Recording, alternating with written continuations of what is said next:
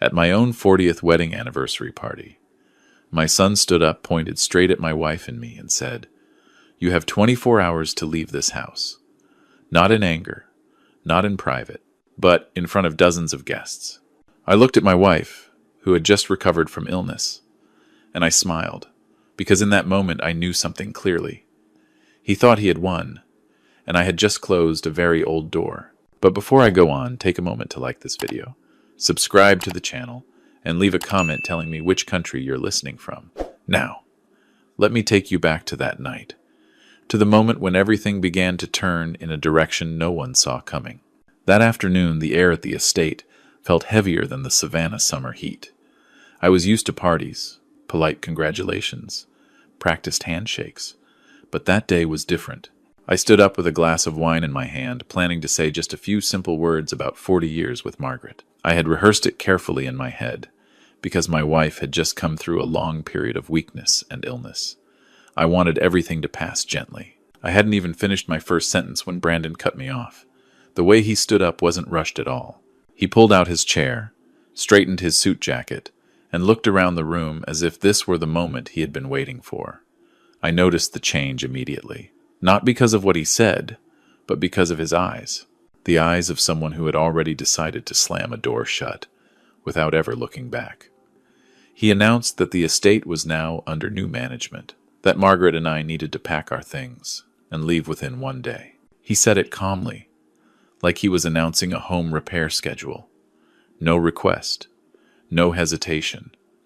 The room went silent. I could hear glasses touching the table, the steady hum of the air conditioning. Margaret squeezed my hand. That hand was thinner than before, but still warm.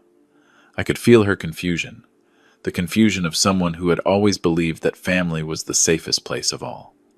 Brandon held up a piece of paper. He said it was a property management authorization, a legal document, with Margaret's signature on it. I looked at that signature and understood immediately. The ink trembled slightly. It wasn't my wife's usual handwriting.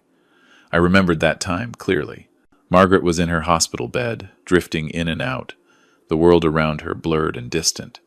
I had asked Brandon to help his mother with a few simple administrative matters. I had trusted him. Tiffany was sitting beside him. She didn't say a word. She only gave a slight nod, her eyes avoiding the old friends she knew through me. Her silence said more than any explanation ever could. I didn't ask questions. I didn't argue. I didn't make my case. I just looked at Margaret. She was trying to understand what was happening, but her face wasn't panicked. It was only sad. A quiet sadness, like realizing something precious has been lost and can never be taken back. I smiled at her, a very small smile. Then I turned to Brandon. I congratulated him, not with sarcasm, but with the voice of a man who had waited a long time for this moment. I told him that he no longer had to pretend, that today, in front of everyone, he had finally said out loud what he had always been thinking. I placed a small memory card on the table right next to his wine glass. No explanation, no threat. I only told him he should watch it later. Not today, not in front of the guests. Some truths don't need to be opened at a celebration. Then I took Margaret's hand. We left the room in silence. Behind us, I could hear the whispers beginning to rise. Old friends watched us go, their faces filled with shock and confusion. I didn't turn around.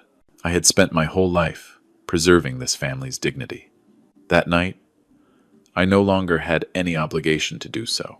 In my old study, where the smell of wood was still the same as the day I first moved in, Margaret sat down in a chair. She asked me a question, very softly, very slowly. She asked if she had done something wrong.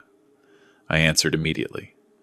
Without thinking, I told her she had done nothing wrong at all. Her only mistake, if there was one, was believing that silence and endurance are always repaid with gratitude. I didn't tell her that I had been preparing for this day, not because I was clever, but because when you live long enough, you learn how to listen to the things that are never said out loud. 6 months earlier, I had heard things no father should ever hear from his own son, and I chose to stay silent. That night, Brandon and Tiffany walked into my study wearing the faces of people who believed everything was already settled. They carried that document with them, convinced that one signature was enough to close the door on the lives of 2 old people. They raised their voices when they saw me gathering old family photographs. not to keep them, but to bring something to an end. I didn't burn them out of anger. I did it because some memories have already fulfilled their purpose. And I knew that when that small flame went out, another truth would come into the open. A truth Brandon had never imagined, and one he had never prepared himself to face.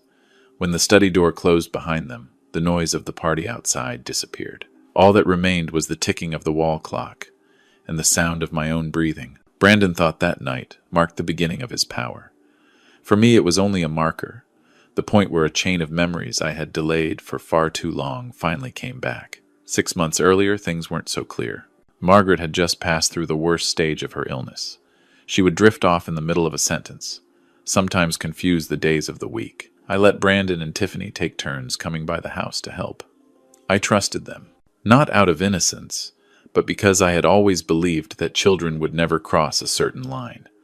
One afternoon I came home earlier than planned. I stood outside the kitchen and heard them talking, not whispering, not arguing, but speaking in a calculated, emotionless tone, like they were discussing an inanimate asset. Tiffany said that placing Margaret in a low-cost care facility would be more efficient in the long run. Brandon replied that everything would be fine, as long as the paperwork was signed at the right time. They mentioned my old watch collections, calling them dead capital. They spoke about this estate as if I had been gone for years. I stood there and didn't walk in, not out of fear, but because I wanted to hear clearly. Some truths only reveal themselves when people believe no one is listening anymore. That evening, I didn't say a word to Margaret.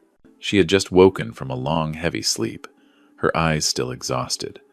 I didn't want to plant more confusion in such a fragile moment. I chose silence, and I began to observe.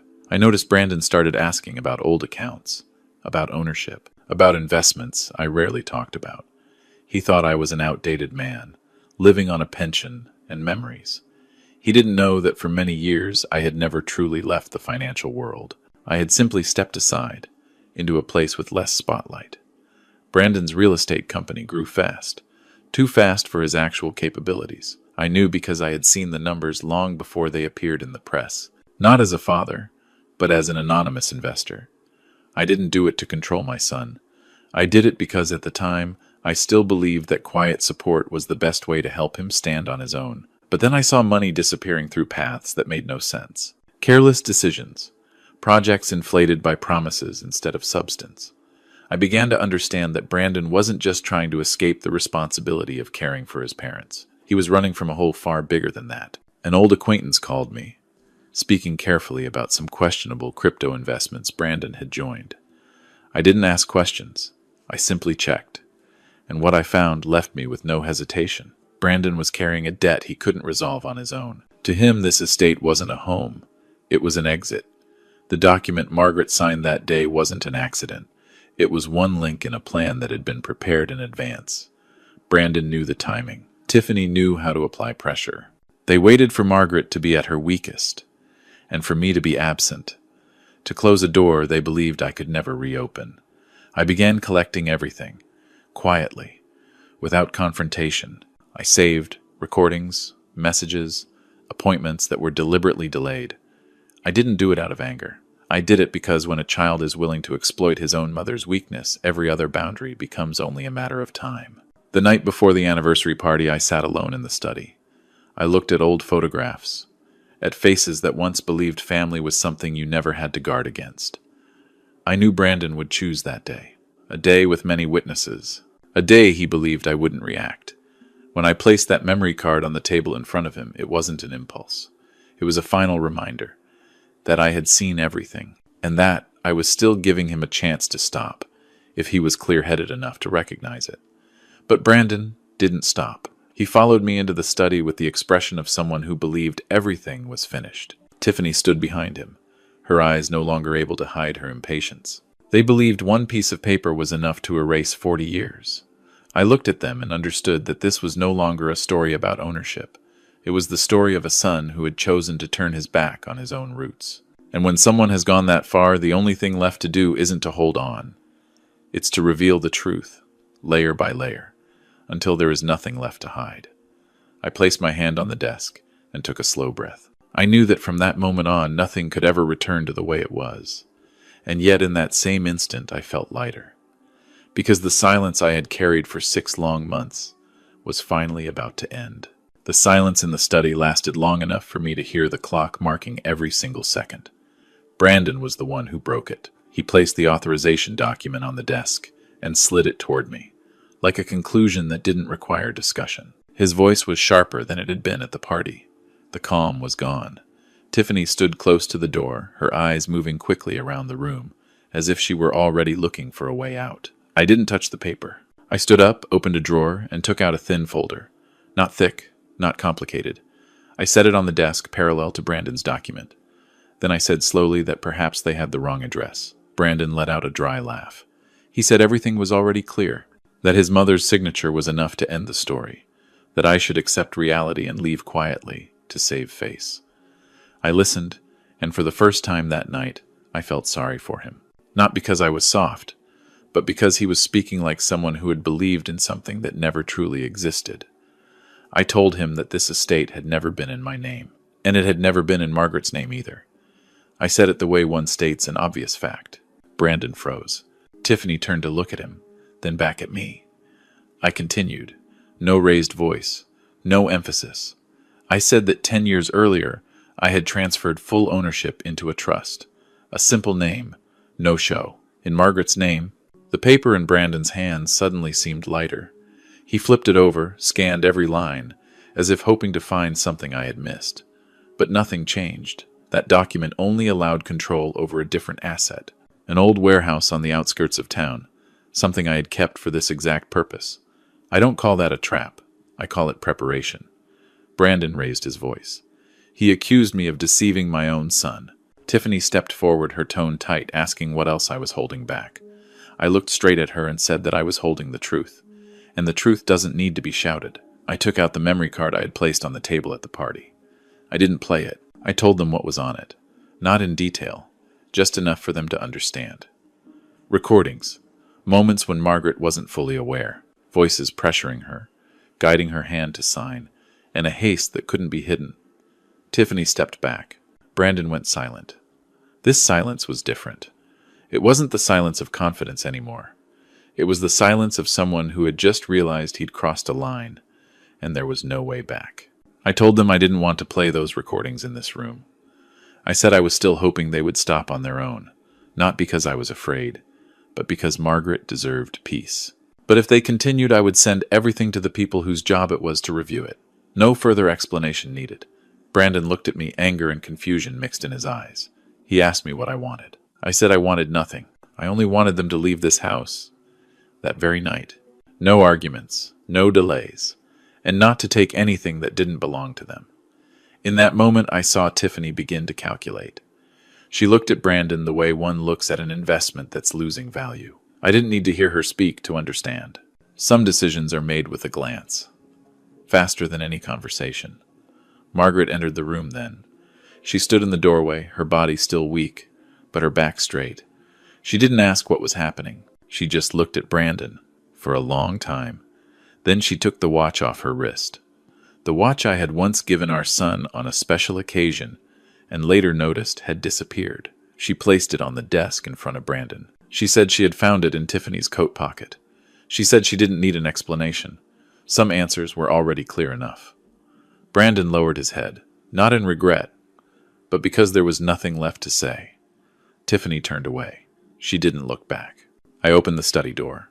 I told them they had 10 minutes. No more, no less. I didn't say another word.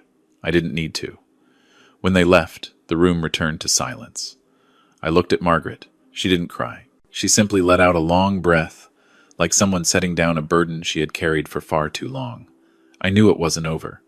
What had just happened was only another door opening. Behind it were consequences Brandon hadn't yet imagined. But in that old room, surrounded by the smell of wood and the warm yellow light, I understood something very clearly. Some confrontations don't need noise. When the truth is placed in the right spot, every illusion collapses on its own. After the door closed, I thought the quiet would last. But some things don't stop just because people leave a room. That night I didn't sleep. Not out of fear, but because I knew Brandon wouldn't accept an ending that easy. He had never been used to walking away with nothing. Near dawn, my phone vibrated. Not a call, an automated alert. One of the systems I've monitored for years had just flagged a series of unusual access requests. I wasn't surprised. Brandon was trying to move money. Not to invest, but to run. He chose the fastest route. Internal transfers, rushed packaging, large amounts, paired with vague explanations. I stared at the screen, read each line, and let out a slow breath. Everything was unfolding exactly as I had expected. No more, no less. Except for one thing. This time, the system didn't allow it. The accounts Brandon believed were his alone were locked one by one. Not because of a technical error, but because of an old clause, activated at the right moment. That clause allowed a strategic advisor to intervene when serious risk was detected. Brandon had never bothered to ask who stood behind that title. He only cared about the outcome. I closed the laptop when I heard soft footsteps in the hallway. Margaret stood there, wrapped in a light cardigan, her face calmer than I expected. She didn't ask what I was doing. She only said she had woken up, and everything felt clear, much clearer than it had in months. We sat at the kitchen table. I made tea. Margaret held the cup with both hands. She said she was remembering pieces now, moments when Tiffany rushed papers toward her, the urging voices, the times Brandon avoided her eyes. She said that at her weakest, she had trusted them, and that hurt her more than any illness ever had. I didn't try to comfort her. I knew she didn't need that. She only needed to hear that she wasn't alone in the truth. The next afternoon, Brandon came back. Tiffany wasn't with him. He stood outside the gate, his posture collapsed, the confidence from the night before gone. He said his company was having issues. He asked if I knew what was happening. I invited him in, not because I wanted to talk, but because some things need to be ended in daylight. I told him that what was falling apart wasn't an accident. It was the result of decisions he had made long ago. I said I hadn't frozen anything. I had simply stopped shielding him. And when the shield disappears, everything underneath shows itself for what it is. Brandon sat down, his hands clasped together. He said that if I helped him this time, things would be different. I listened. I didn't interrupt. When he finished, I told him this was the last time I would help him. By not helping anymore. Margaret walked in then. She was holding a small box. She opened it and placed the watch on the table. The watch Brandon had taken and never mentioned again. She slid it toward him and said she had bought it back with her own money. Not as repayment, but to close something. She looked at Brandon for a long time. Then she said she had raised a man. But the person she saw now was no longer someone she recognized. She said that from that day on she would no longer wait for any promises. No accusations. No holding on. Brandon lowered his head. I don't know what was in his mind. I only know he had lost the last thing money could never replace. Tiffany appeared not long after. She didn't come inside. She stood by the gate and called Brandon out. Their conversation was short. Very short. I saw Tiffany hand him a stack of papers. I didn't need to look to know what they were. When a ship starts to sink, people look for a way to jump first. A few days later, I learned that Tiffany had chosen to cooperate with those reviewing Brandon's financial matters. She chose to save herself. I wasn't surprised. Some people never see family as an anchor. To them, it's only a tool. Brandon's company collapsed as quickly as it had been built. Partners turned away. Projects were shut down. There was no loud explosion, just a series of doors closing, one by one, without negotiation. That night, I stood in the study and looked at the house one last time as a space that had completed its purpose. I didn't feel victory. I only felt the end of a long illusion. Margaret stood beside me. She held my hand. She didn't say a word.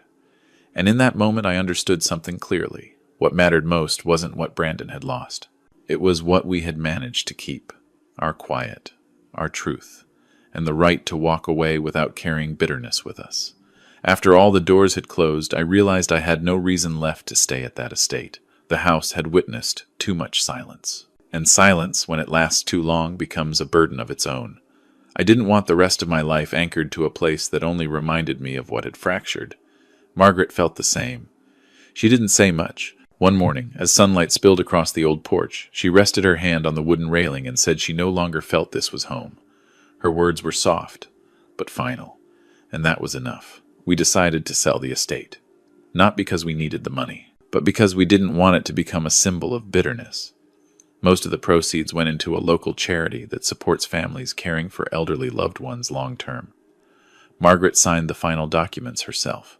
This time, her signature was steady, clear, no longer trembling. On the day we left Savannah, there was no farewell party. No friends invited, no announcements, just 2 suitcases, a few old books, and the essentials. I locked the door one last time, placed the keys in the agent's hand, and walked away. I didn't look back.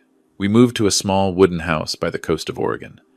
No high fences, no iron gates. Just ocean wind, the sharp scent of salt, and the steady rhythm of the waves. On our first morning there, Margaret woke up before I did. She made coffee, opened the windows, and let the light fill the room. I watched her and realized it had been a long time since I'd seen her this calm. Our life slowed down. No crowded schedules. No calls we had to debate answering. I fixed up a small old boat I bought from a neighbor.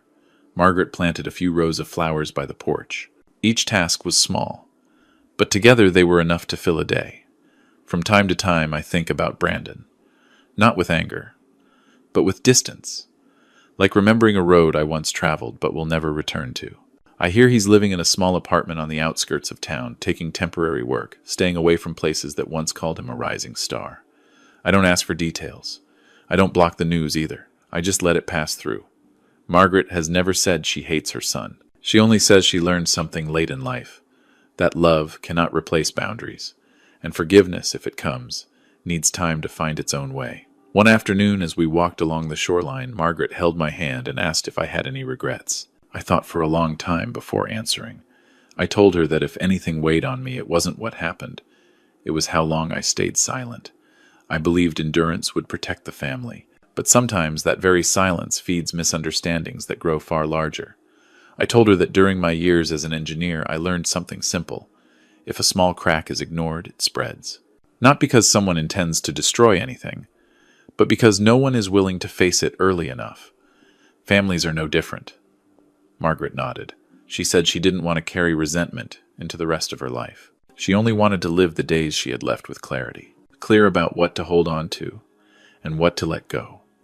That evening, we sat on the porch and watched the sun slowly sink into the ocean. I thought about the old watch, about the photographs that had finished their role. I didn't feel loss. I felt light. Some legacies don't live in safes or legal documents. They live in how a person walks away without carrying hatred. If there's one thing I want to say to anyone listening to this story, it's this. Don't mistake apparent silence for weakness. Often we stay silent because we love our children. But there comes a moment when we must act, not to punish, but to protect our truth and our dignity. Money can buy a house, but it cannot buy back dignity once it's been disregarded. And family, if it isn't built on respect, will eventually be nothing more than a name. The ocean breeze was gentle. Margaret rested her head on my shoulder. I held her hand tightly. Ahead of us, there were no grand plans, just ordinary days moving slowly forward. And after everything, that ordinary life was exactly what we had been waiting for all along. If you've stayed with this story to the end, thank you for taking the time to listen. If it made you reflect or touched something within your own family, please like, subscribe, and share so stories like this can reach more people. Your support is the reason I keep telling these stories. Slowly, honestly, one at a time. Thank you for staying until the very end.